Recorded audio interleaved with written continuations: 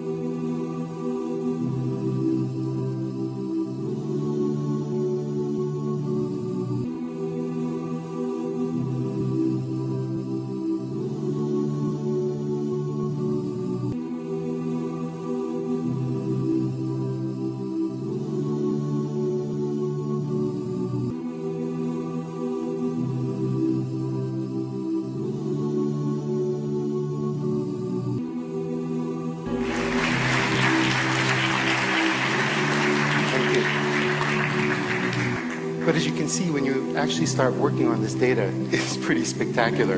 And as we kept on scanning more and more, working on this project, looking at these two simple cells that had this kind of unbelievable machinery that will become the magic of you. And as we kept on working on this data, looking at small clusters of the body, these little, pieces of tissue that were the trophoblast coming off of the blastocyst, all of a sudden burrowing itself into the side of the uterus, saying, I'm here to stay. All of a sudden having a conversation of communications of the estrogens, the progesterones, saying, I'm here to stay. Plant me, building this incredible trilinear fetus that becomes within 44 days something that you can recognize, and then at 9 weeks is really like a kind of a little human being. The marvel of this information, how do we actually have this biological mechanism inside our body to actually see this information? I'm going to show you something pretty unique. Here's a human heart at 25. It's just basically 2 strands. And like this magnificent origami, cells are developing at 1 million cells per second at 4 weeks as it's just folding on itself. Within 5 weeks you can start to see the early atrium and the early ventricles.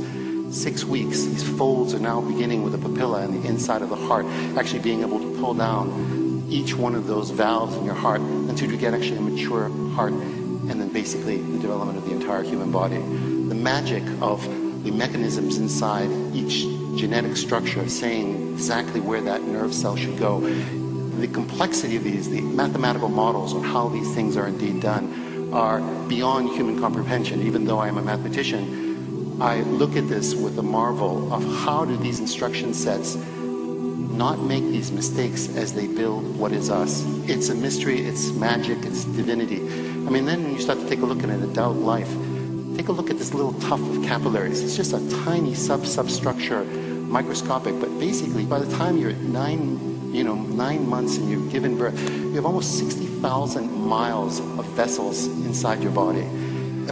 And only 1 mile is visible, 59,999 miles that are basically bringing nutrients and taking waste away. The complexity of building that within a single system is again beyond any comprehension of any existing mathematics today.